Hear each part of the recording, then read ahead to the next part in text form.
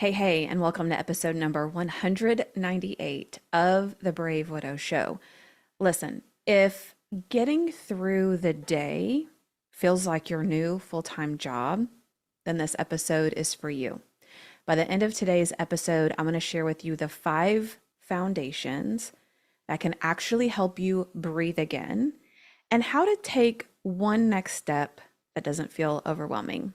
Now, before I dive in to today's episode, if you are watching or listening to this before June 28th, then I would love for you to join us in Klamath Falls, Oregon for Renew, the Brave Widow Retreat. This is our first retreat ever.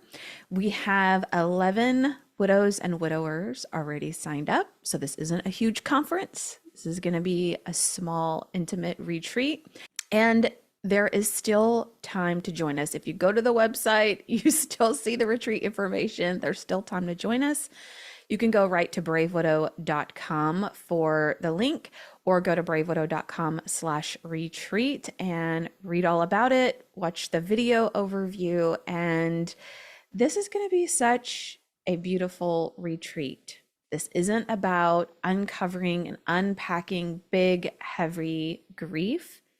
This is about recentering and refocusing on where we are in the grief journey and building hope into a future that can be beautiful after loss. No matter where you are in the journey, we will help you do that. And even better, my goal when I was first building the retreat was to create an experience where I just wanted people to get to the airport, and we would help coordinate everything else from there. So we'll have a shuttle available depending on what time you get to the airport that will take you from the airport to the actual resort. We have a shuttle back to the airport. All of our rooms, our meeting room, everything is in the lodge, and we have activities planned out for you, as well as the option to have some downtime or have some recharge time, depending on your personality and what you prefer. But this is going to be a very high touch retreat. I know it sounds a little weird, but high touch retreat, meaning that we are going to help you with planning out each part of the retreat so you always know where to go, what's happening. You don't feel lost. You don't feel alone. You don't feel like everybody ran off and forgot you. And for my fellow introverts and wallflowers and people who generally don't love going to conferences or find them super draining, I've got you, because that is me. And so I see you. And without putting all the pressure on you to come up with all these fun things about yourself and have to stand up and talk in front of everybody, or to feel like everyone else is getting the opportunity to share while you're hanging out in the background, I will help you pull in, get connected, and plugged in so that you don't feel forgotten or overspoken or left out. So I've got you, don't worry. And also, you're going to have the opportunity to make some new friends before we even go to the retreat. So if you're interested in joining us, go to bravewidow.com/retreat to learn more. All right, so let's talk about 5 foundational things that you can do when it feels like you're in survival mode, or when you're overwhelmed, or when life just keeps handing you one loss right after another. I hear this and see this somewhat often with widows that are part of our community or part of our academy, is that they may go through a season of life that's relentlessly hard. So maybe they've experienced the loss of their person and they have multiple losses back to back, is what it feels like. Or maybe they've lost their person and they're having to move, or their house has tons of issues. The water pipes burst. There's a major remodel that needs to happen. Something has disrupted their everyday life. Or maybe it's a newer widow who feels like everyone else is moving forward and they're stuck or they're falling behind or they're just not where they thought they would be at this point. Or maybe they've come up against a time of year or an anniversary date that just feels really hard. Whatever it is, what I've observed is that there are seasons of life that are just really hard. And the common themes are overwhelm, stress, a desire to calm their nervous system, to get their feet underneath them, to share just the harsh reality of day-to-day life. And so we have created a room, a container called Foundations, which will share with you about towards the end. But I want to talk to you today about 5 foundational things that can help you if you find yourself in that situation. The reason I am thinking about this as foundations is because what I tend to notice is that if widows or widowers don't have a good foundation underneath them, it doesn't matter that they're going out and trying to make new friends, that they're trying new things, that they're changing careers, that they're actively trying to rebuild life in some way. If they don't have a good foundation, what we see is that widows continue to feel that they're falling backwards in grief, or that they take 1 step forward, 2 steps back, or the foundation crumbles underneath them. It's like having a foundation in your home that's cracked and unsteady. Well, you can upgrade your kitchen, you can remodel your living room, but if you don't have a good foundation, your home is going to remain unsettled. Your life is going to remain unsettled. You may have heard me talk about the 4 seasons of grief, and if you haven't, it's totally fine. I'll cover them just very briefly here. We have rawness, which is that utter just devastation of grief. We have isolation. As the dust has settled, we look around and see and feel like we're alone. The third is self-discovery, when we're starting to explore who we want to be, what life could look like, what might be possible. And the fourth is empowerment, when we're really clear on this is who I want to be, this is the kind of life I want to live, and we're building it, we're expanding, and we're growing. Okay, so Foundations addresses the first 2 seasons, rawness and isolation. Our goal with Foundations isn't that it's going to fix everything. The purpose is to help you breathe again. The purpose is to help you feel that you can come down out of the chaos, out of the overwhelm, that you can get your feet underneath you so that then you have the energy and desire to begin to step forward. It's never too soon to want stability. It's actually wise. And there can be this natural concern or pushback or resistance from our own brain that's like, oh, I already have too much going on. I can't add one more thing. I can't do one more thing. I can't implement one more thing. And so we do a little brave widow math is what I call it, right? And so it's to add stability to our life, to add structure to our life. By adding those things, we subtract chaos. We subtract overwhelm. We remove the things that hang over our head and ping pong around and keep us asking, oh, when is this going to get done? When is that going to get done? I have so much to do. I don't know how I'm going to do it. By adding in support, structure, and stability, like with Brave Widow Foundations, it allows us to then remove the chaos, the overwhelm, the uncertainty, the fear, those types of things. So instead of telling ourselves, oh, I can't add another program, I can't add one more thing I have to do, we think about it as adding structure, support, and guidance so that you can navigate through the overwhelm. You can remove the chaos. You can remove some of that noise that's happening in your life. All right, the 5 foundational things that I would encourage you to focus on. Are you ready for this? Okay. Number 1, one of our goals is we want to calm your nervous system. You might have noticed that after loss, you maybe don't think the same way. you used to think. You maybe don't function the same way you used to function.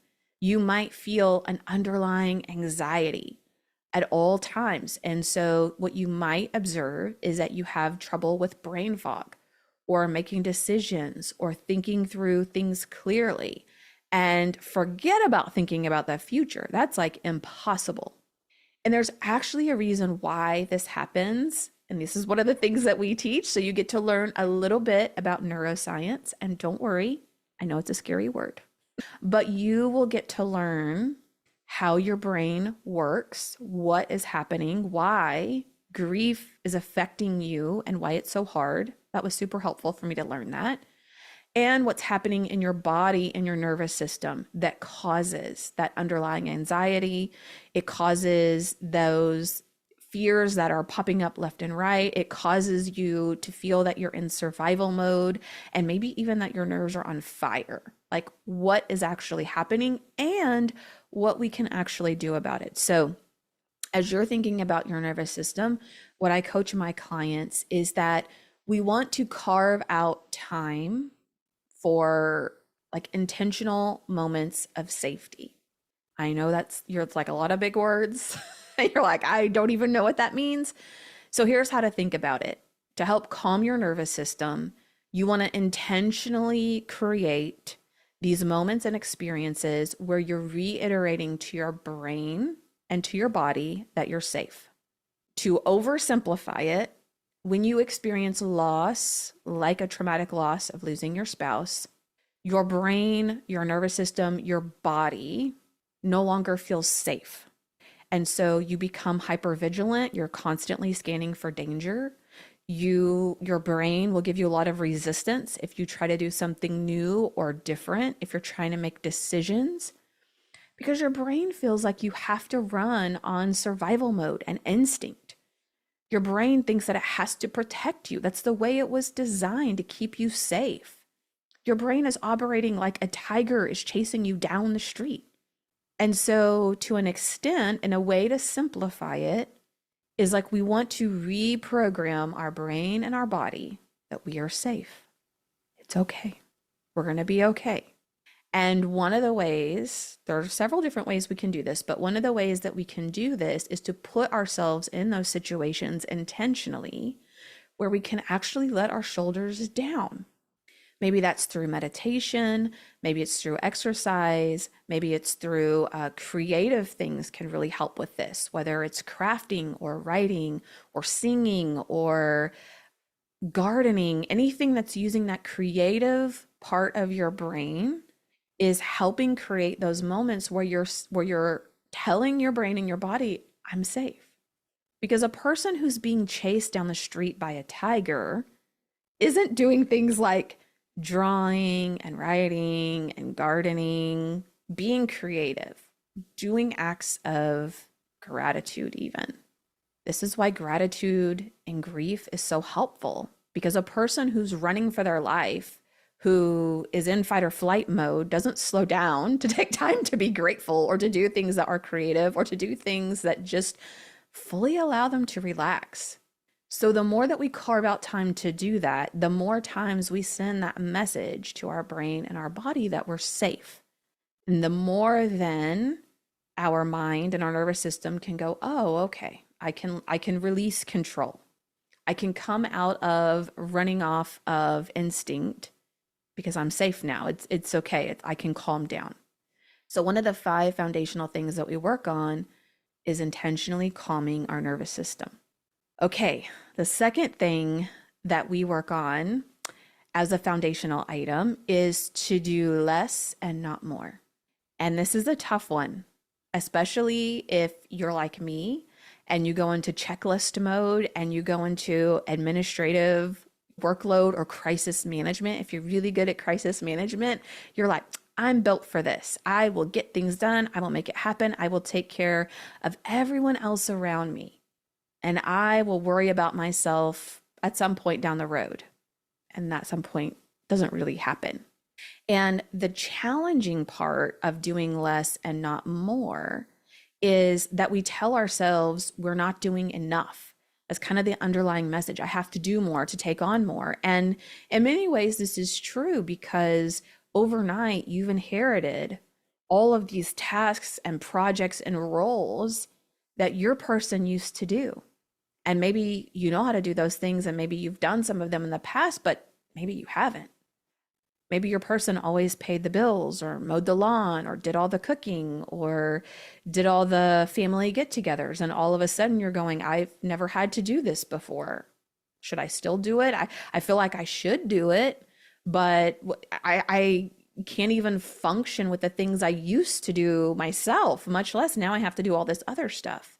And maybe you have probate and you have paperwork and you have notifications you have to send out and titles and deeds and all of these other administrative tasks that all of a sudden are put on your plate. And so the underlying belief in our mind and our body is like, I have to do more. I have to take on more. I have to push myself more. And we push and push and push out of a sense of I should, an obligation, and I have to, when really that is feeding that message to your nervous system, right? I have to do more. I have to produce more. I have to figure this out and that out. And I feel like a failure and I can't do this. And it just feeds all of this frenetic, anxious, overwhelmed energy. And so one of the things I coach my clients on is how could it be true that there are more tasks that need to get done, and also there's a way that we can do less, not more. Some of the things that we do is we lower the expectations for ourselves. We give ourselves so much grace and compassion, and we evaluate things that we used to do. And do we still want to do those things? Do we still want to have those commitments? I coach people through evaluating, making some of those decisions with the understanding that just because you change what you would normally do in a week or a month or a holiday, just because you're going to change that now, it doesn't mean that you're changing it for forever. One of the things I'm quoted on the most is you get to decide. And so we can have a different expectation. We can have a different way of doing things in the short term. And then in the future, we can decide if we want to return to doing those things, or we never want to go back to doing them, or we want them to look a little bit different. It's okay. But it is important for your nervous system to be able to heal, for your brain and your body to start to be able to rest. And one of the core ways that we do that is by actually doing less and not more.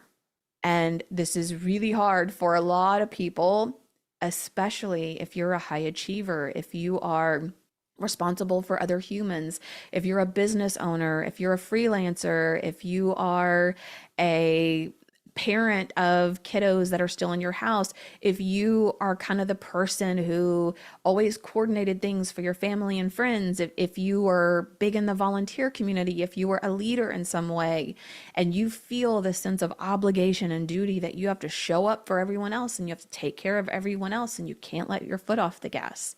This one can be really challenging, but I've got you. I'm here to help you with that. Okay? So we calm our nervous system, we do less and not more, and we develop a new routine. And I actually have a whole tool set for this of how we can look at your routine and create one that feels realistic. Not one that's idealistic of like, oh, well, ideally, these are the things I would be doing, but a routine that's going to be real life and that's going to have some buffers in there for when life happens and there are things that we didn't plan. A routine gives us structure. We look at the big rocks of things that have to be done or that you want to build in, like those moments of intentional safety I mentioned earlier, like those moments where you're going to let your shoulders down. So we build in those big rocks of time on the calendar. And I also teach you how to go through and determine on your huge to-do list or this huge project that you want to work on or have to work on, you don't really have a choice, how to plug that in so that it does a few things. We do lots of time blocking and lots of scheduling on our calendar. And if you're a free spirit, you're like, oh, I don't like a lot of constraint. I don't like a lot of, managing of my time. I have something to help you too. Okay. In a way that doesn't feel constrictive. But our goal, we have a few goals with creating a routine. So, one is we want to give you structure so that you know and you start to actually train your brain what to expect on different days of the week or times of the day, depending on how we do your routine. We also want to remove guilt. Remove guilt by having a schedule? What? So think about things like big projects. Maybe you're wanting to declutter your home. Maybe you're wanting to move. Maybe you want to start exercising, or maybe you walk by and you see all of these little projects around the house and you're like, oh, I need to get around to that. Oh, I need to do this. Oh, and it's like a lightning bolt in your spine every time you walk past that area or that particular thing, because you just keep telling yourself like, oh yeah, I need to return that on Amazon. Oh yeah, I need to organize this closet. When am I going to do that? And you feed a lot of negative emotion into your body because you keep circling around on the same thing over and over. I got to get around to that. I feel bad. And so what can happen is we can generate a lot of shame and guilt and even resentment towards ourselves because we have all these big question marks around us. When is this going to get done? When am I going to get around to doing this? It's too overwhelming. I don't have a plan for this. And so what we do as our third foundational item is we want to create a routine that gives you structure. It allows you to know to answer those questions. You will know when you are planning to do those things. And so then when you walk past them or you think about them, it quiets the noise. And you're like, oh yeah, actually I'm doing that Tuesday. Oh yeah, I put that on the calendar for next month. And all of a sudden, I'm not shaming myself. I'm not generating guilt. I'm not generating resentment at myself. I'm able to breathe a sigh of relief like, okay, yeah, I know what I'm doing. I know what the plan is. That's on the calendar. It's going to get done. It's fine. I don't have to think about it right now.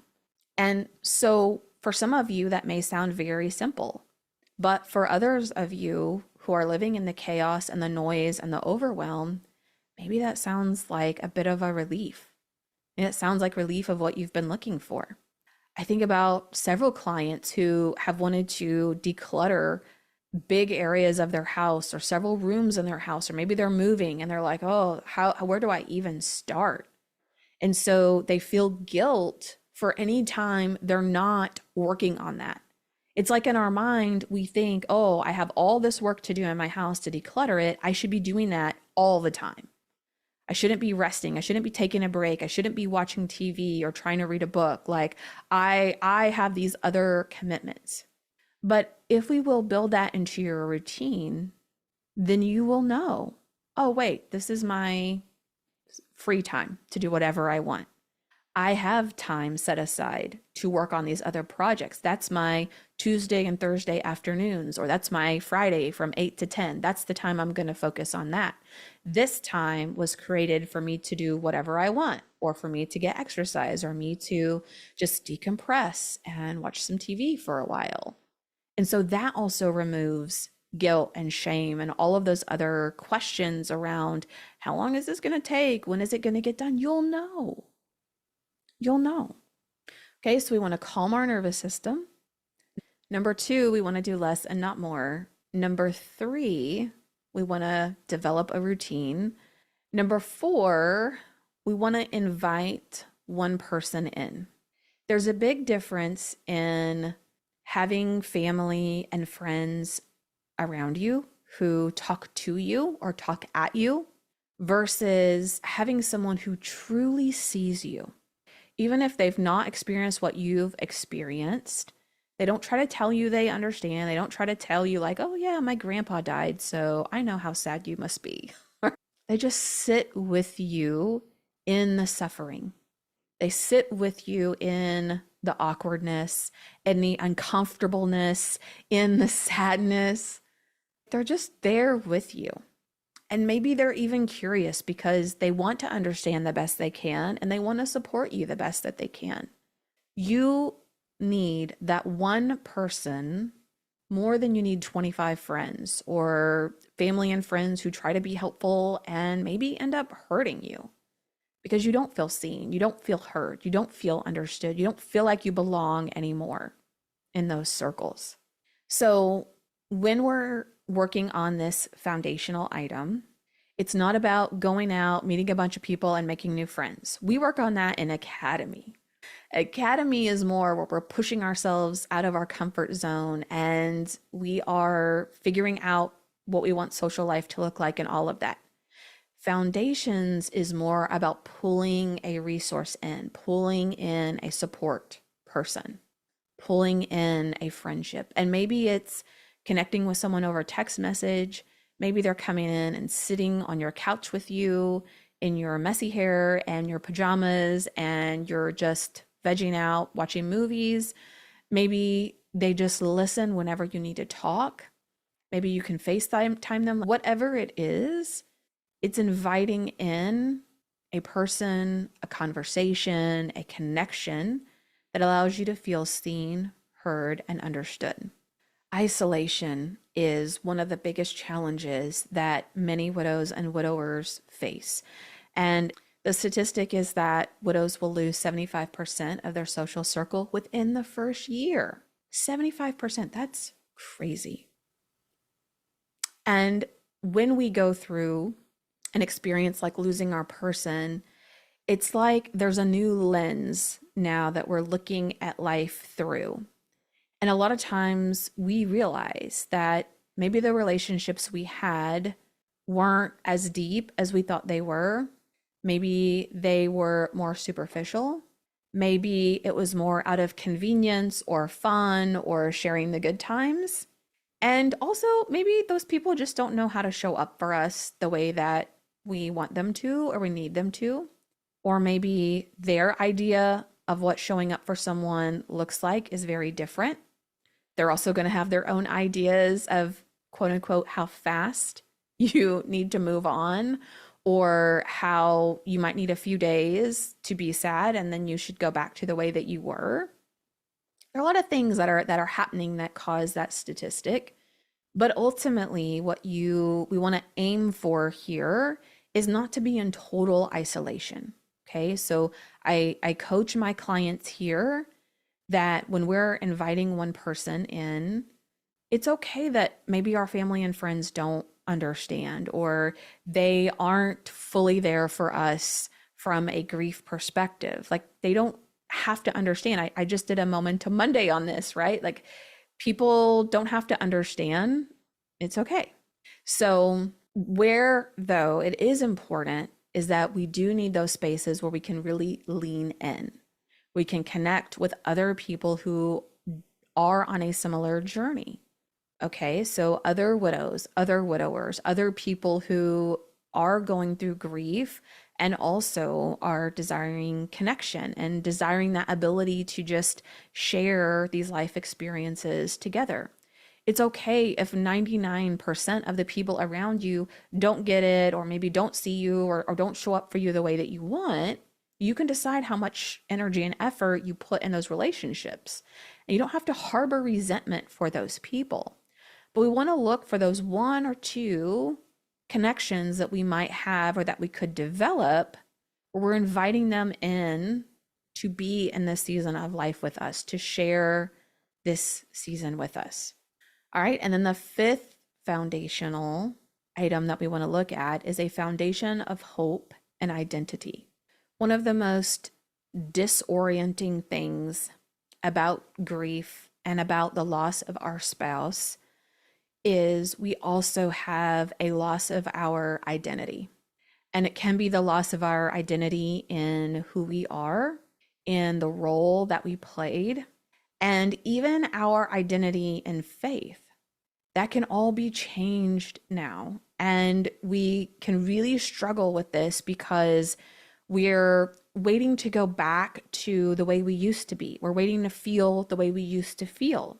And we also can be wrestling with all these questions around faith and God, and that we need to trust God more and we need to pray more. And but we're also questioning, like, Was it not enough? God, why did you not save my person, but you saved this person over here? And what does this mean? And I a lot of people will stop praying or stop going to church because it's so confusing and disorienting on who they are and what they believe and what is right and what is even allowed. As a person of faith, you may think that you're not allowed to question or allowed to express verbally the thoughts and feelings that you have on the inside, that it's wrong to feel angry, it's wrong to feel confused. And so we shut down, we suppress, we push all of that down into our body. We've heard the expression, we swallow our feelings. We push that down into our body, which, by the way, if we don't process, will manifest physically in chronic pain, chronic illness, disorders, all kinds of things. And so one of the things that really helps, especially in the early days of grief, and what I wish I would have known, I didn't know for a long time, was that instead of viewing this experience as, I want to go back to who I was, I want to feel the way I used to feel, is this harsh reality. Are you ready for it? This reality that our old life is in ash. We can't go back to the life that we used to have. We can't go back to the person we used to be. We're not that person anymore. We get to decide to build something new. And people will sometimes say, I don't want a new life. I don't want a different life. I want the old life that I had. And my heart goes out to them because that's how I felt for a really long time. But I would wrestle with but how could I feel the way I used to feel? I'm no longer naive to death. The rug has been pulled out from underneath me. My view of reality has been shattered. I'm not the same person I used to be. And I would tell people that, and they would be so confused. Oh, what does that even mean? Of course you're the same person. You'll find your way back to that person again. You'll find your way back to your old self. Do people tell you that? You're the same person. No, I'm not. And it doesn't mean that 100% of me is different, but I'm not the same person that I was. And you aren't either. How could you be? You lost half of yourself. You probably feel like you've lost an arm or a leg or your heart or like that spark inside of you. You might feel hollow or like an empty shell of yourself. That's how I felt. Of course, you can't be the same person that you used to be. And you also can build a new life and bring your person with you into this new life. Building a new life does not mean leaving your person behind. We're not stepping away from them. We're not leaving them behind. We're not forgetting about them. We're not moving on. I get so tired of that being the preconceived notion. Like, to move forward means I'm moving on. I'm moving away from my person. No, we're not. You're not. You can bring them with you. You can weave them into your life. And I know it doesn't seem crystal clear. I know it's confusing. I know you're probably going, this lady is crazy. How would that be possible? How could I ever enjoy life because my person isn't here and they're not going to be here? So how could it be true? And I'm doing a whole Momentum Monday call today about this, about building belief, bridging belief, about how in the world do I cross the Grand Canyon of today it feels like a good future for me is not possible, all the way over to, wow, I love my life every day. I miss my person and I'm grateful for the life I have today. How could that be true? How does that happen? How can I get there? I'm covering that today in Momentum Monday. Join the free community. You can get all the Momentum Mondays for free. It's a name and email only, no credit card. If you haven't signed up for the free community, what are you doing? Stop right now, unless you're driving or doing something else dangerous, and go sign up. bravewidow.com/free. Okay? That's what I'm talking about today in Momentum Monday, is like when you are in a place of a future that seems impossible, how in the world can you believe or even move in the direction of enjoying life again? This is one of the foundational things that's so important in these early days. When I first started Brave Widow, and even today, if I were to say there's one thing of my mission that has never changed since day one, is that I want to give people hope. I want to speak life into you. I want to encourage you. I want to give you hope because it is possible to come to a place where grief doesn't hang over you every day like a dark cloud and like a shadow. It is possible to have a life where every happy moment isn't ruined because grief comes up and reminds you all the reasons why you shouldn't experience any happiness or joy. And I know in the beginning, that feels impossible. And that was my number one question I would ask people is how did you get there? How did you go from feeling like this, that life is hopeless and feeling broken and feeling like you're an empty shell of the person you used to be, like you're untethered, drifting in the ocean, anchored to nothing, to you wake up every day and you actually enjoy life again? How? How do I do that? And you know what everybody told me? Oh, you just got to give it time. Just keep giving it time. It just takes time. You just got to get back out there and give it time. And they were wrong. So if I come across passionate, it's not directed towards my audience, okay? It's directed at the fact that this industry of grief, of widowhood, can do so much more to help people, not just reconcile grief, but to fully understand what does it actually mean to rebuild a new life. That is what we're doing. We're not here to heal grief and heal our hearts and send people back out into the world and say, good luck. Because my other top question was, what do I do now? Okay, I've done the counseling, I've read the books, I've listened to the podcast, I'd interviewed tons of widows, I've been in all the groups, but what do I do now? Well, you just give it time. No, that is not the answer. Time is a component. Yes, things do take time, which is why I created Foundations and why I created it to be a year long. Not because it should take you a year to get through the program. There's no curriculum that you have to get through. There's no milestones you have to reach over that year. But I wanted to take the pressure off, okay? Of like, oh, I'm getting left behind. Oh, I can't keep up. Oh, I'm not able to juggle all of these things. And now I feel more like a failure. And now I feel like everyone else is moving on and I'm not. Like, no. Foundations was created to be like an incubator, a safe, warm place that people could land in, they could be in, they could connect with others and learn in until they have their feet underneath them and they're ready to start rebuilding again. In Foundations, we want to create stability, structure, emotional healing, processing all those things that we've swallowed and shoved down and distracted ourselves from and avoided. Yes, those things are not easy. And also, they will change your life. I know people might think I'm exaggerating when I say the things that we do in Brave Widow will change your life, but it will. And I have so many examples of people who come to the calls in the beginning and you can see their demeanor and you can see the discouragement and you can see the slight hopefulness that maybe it could be better, but it's kind of hard to think about that right now. And within months, within 6 months, within a year, people are showing up to the call beaming with joy or excitement or hope again.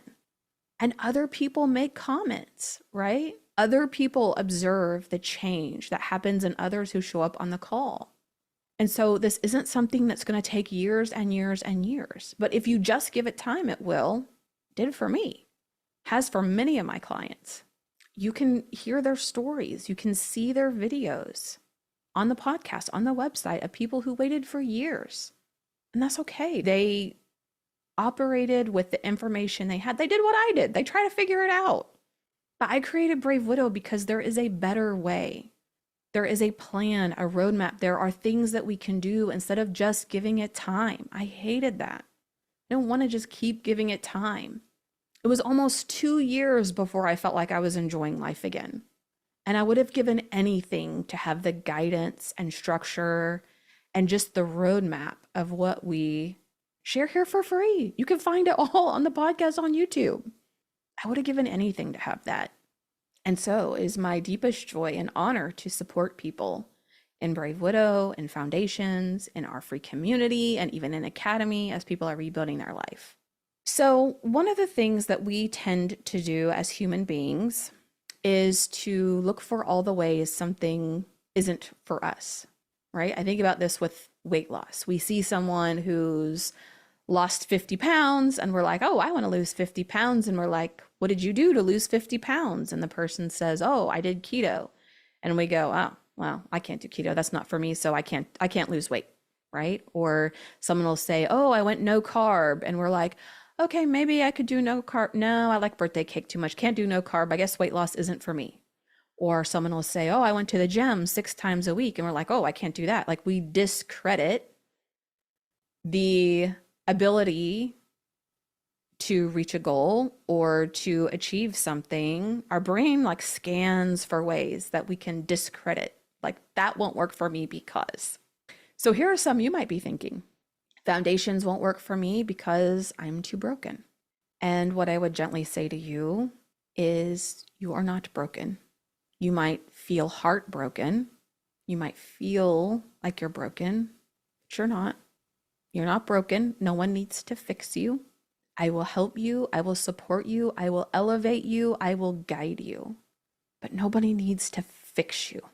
You might be thinking, oh, it's too early for me. It's only been a couple of weeks, or maybe it's too late for me. Like it's been years. Listen, I've had clients who were 3 weeks out. I've had clients who are 25 years out. It's not too early and it's not too late. I just responded to an email today that someone sent me and she said, you know, it's been a year and a half for me. I really wish I would have found you sooner. And I almost wrote back and said, yeah, I wish I would have found something like this sooner too. But then I had a different thought, which is maybe you actually found me at the perfect time. Like, what if that was true? What if it didn't matter how long it's been, but you are listening to this at the perfect time for you? You might be thinking, I should just be able to do this on my own. And I totally understand that. I am a high achiever, self-driven, highly ambitious person. I believe I can do just about anything except play professional sports. Like, let's be real, that's not going to happen. But other than that, I feel like just about anything I could do. I will figure it out. I'm very scrappy. I'm very resilient. I'm an achiever, right? Like I can do things. And also, there are some things I don't want to do on my own anymore. There's something very luxurious, very comforting, very wise to leverage and utilize the resources of other people's wisdom, experience, tools, and resources. I don't need to go to law school. I use an attorney for my legal matters. I don't need to become an accountant, so I use a CPA. I don't need to become a public speaking expert, so I use a public speaking coach. I don't need to go to medical school. I reach out for support from physicians and nurse practitioners. Many of my clients are business owners or executives or people who lead large teams of people. And some of the reason for that is because they know their time is worth more than the investment to join Brave Widow. That yes, they could do things on their own. They could try to figure it out on their own, which is what I did, right? I spent tons of time in Facebook groups and YouTube videos and podcasts, and all that starts to get really overwhelming. You don't know who to listen to. It's not really clearly lined out step by step what to do. Like I value more than money, more than most things. I value time. Time is my most valuable asset. And so for other people who really value their time the most, they also know that it's not about trying to be tough. It's not about trying to be smart or that somehow you get this badge of honor for like doing it on your own. You could do that. You could strong arm your way through, or you could save yourself a ton of time. Be guided in the process. Get direct feedback and support on a weekly basis. Foundations, we meet every single week. And you have a private group chat with other widows and widowers to get support in between those weekly calls. Maybe you're thinking, I've tried counseling, I've tried grief groups, nothing works, nothing has helped me. And listen, I'm a big supporter of therapy, of counseling, if it's the right fit for you. So if it is helping you, if it is guided from a grief aspect, if it's resonating with you and it's helping you, continue doing that. If you feel like it isn't helping you, it may just not be the right fit. Or if you feel like it's focusing you always on the past and it just isn't helping you step forward or rebuild life or to think differently about the future, that's common too. But if those things have not helped you, often, not always, I'm just going to generalize here, okay? Often people feel that counseling or grief groups haven't helped because they haven't had the right fit counselor or they haven't had the great experience in the grief groups. Grief Share's a great example. Grief Share, I've heard great things about it.